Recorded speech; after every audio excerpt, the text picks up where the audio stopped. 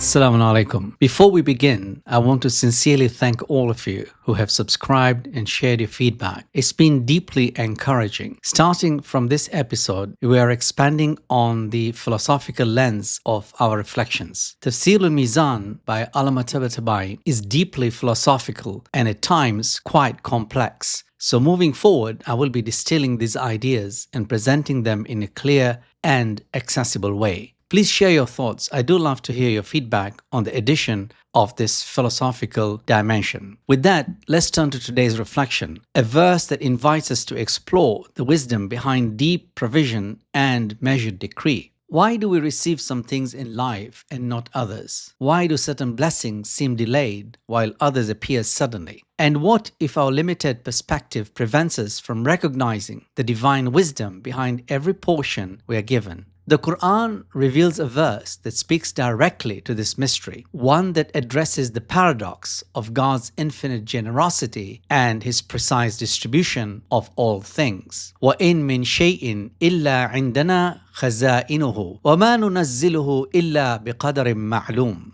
There is not a thing but that with us are its treasures, and we send it down only in a known measure. In this episode of reflection, we will explore the hidden reality of divine ownership, the concept of measured descent in creation, ontological dependence and epistemological humility, and why God gives in precise proportions. When we reflect on the reality of the world around us, we might assume that what we see and hold is all that exists. But the Quran points us beyond the visible. It teaches that everything we possess, sustenance, knowledge, opportunity, originates from a hidden source. وَإِن مِّن شَيْءٍ إِلَّا عِندَنَا خَزَائِنُهُ. There is not a thing but that with us are its treasures. According to al-Mizan, al-Mīzān explains that this verse affirms God's exclusive ownership of all things, not only in the material dimension, but also in the metaphysical dimension. The treasures khaza'in referred to here are not piles of wealth in a vault, but the very origins of existence, unseen realities from which all things are drawn. Everything from rain to revelation, from wealth to wisdom, begins with God. His treasures are unlimited by material scarcity, unbound by worldly logic, and governed only by divine will. Pause for a moment. Have you ever paused to consider that everything in your life, even ideas and inspiration, comes from a source beyond your control? How does this affect your sense of ownership or pride? Not everything is given at once. Not every prayer is answered immediately. Not every dream is fulfilled in its time. وَمَا نُنَزِّلُهُ إِلَّا بِقَدَرٍ مَعْلُومٍ. And we do not send it down except in a known measure. This phrase introduces a profound theological reality. The divine generosity is not chaotic or impulsive. It is measured. It is exact. It is based on knowledge, wisdom, and perfect understanding of what is best. Allama Tabatabai emphasizes that this qadaram ma'lum, known measure, represents the harmony between divine will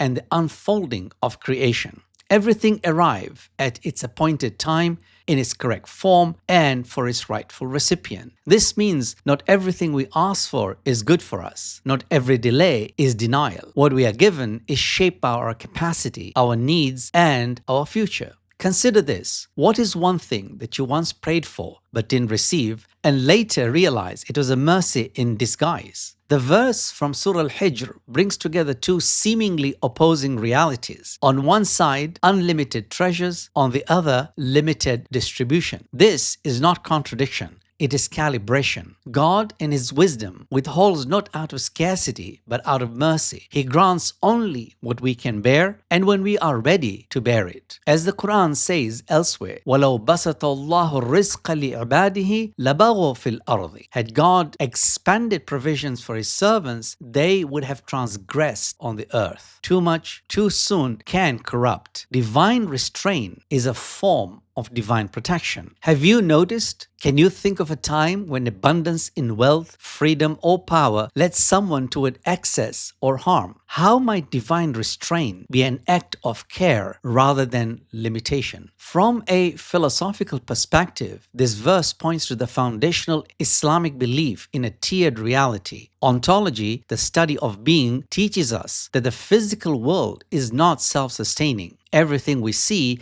is dependent on an unseen source. Existence flows downward from divine knowledge to material manifestation. Allama Tabatabai, building on the metaphysics of philosophers like Mullah Sadra, sees creation as a descending arc of divine command, where every event in our world is a reflection of a more perfect, immaterial form held with God. In this light, divine treasures are the purest form of every created thing. What we receive is a measured projection tailored for time, space, and soul. Take a moment to reflect. Does it comfort or challenge you to believe that behind everything physical lies an invisible source? How might that change how we treat people, nature, or knowledge? The measured descent of God's treasures also has implications for how we understand knowledge. If God distributes things in non-measure, then knowledge too is not dumped wholesale into the human heart. It arrives in stages. Revelation itself came gradually. So too must insight, wisdom, and spiritual maturity. This aligns with what the Quran says about its own delivery. وَقُرْآنًا فَرَقْنَاهُ لِتَقْرَهُ عَلَى النَّاسِ عَلَى مُكْثٍ. And it is a Quran which we have separated by intervals that you might recite it to the people over time. In epistemology, the philosophy of knowledge, God teaches us slowly, wisely, and compassionately, allowing us to grow with what we learn. Let this sink in. Are you patient with your own learning process? What might God be teaching you through gradual insight? Understanding this verse changes our spiritual posture. It asks us to shift from demanding to trusting, from grasping to receiving, from worrying to remembering. The Prophet taught us to see rizq, sustenance, not as a chase, but as a promise. As Imam Ali beautifully says in Nahj al-Balagh, Sermon 379, Ar-rizqu rizqani, rizqun tatlubuhu wa rizqun yatlubuka. Provision is of two kinds, one that you seek and one that seeks you. This transforms our anxieties. We still strive, but we no longer believe we are the only ones in control. A moment of reflection. What if you believed this deeply? What would your life look like if you trusted that your sustenance was already written for you? How might that affect your stress, planning, or relationships? Let us summarize the key insights from today's episode. All things originate from divine treasures. Everything we see in the world has its source in God's unseen, infinite repositories. God's generosity is measured and precise. He sends down blessings according to wisdom, timing, and capacity, not whims or randomness. Ontologically, creation is dependent. The material world reflects a layered hierarchy of divine realities. Nothing exists on its own. Knowledge is also divinely measured. Just as sustenance is given gradually,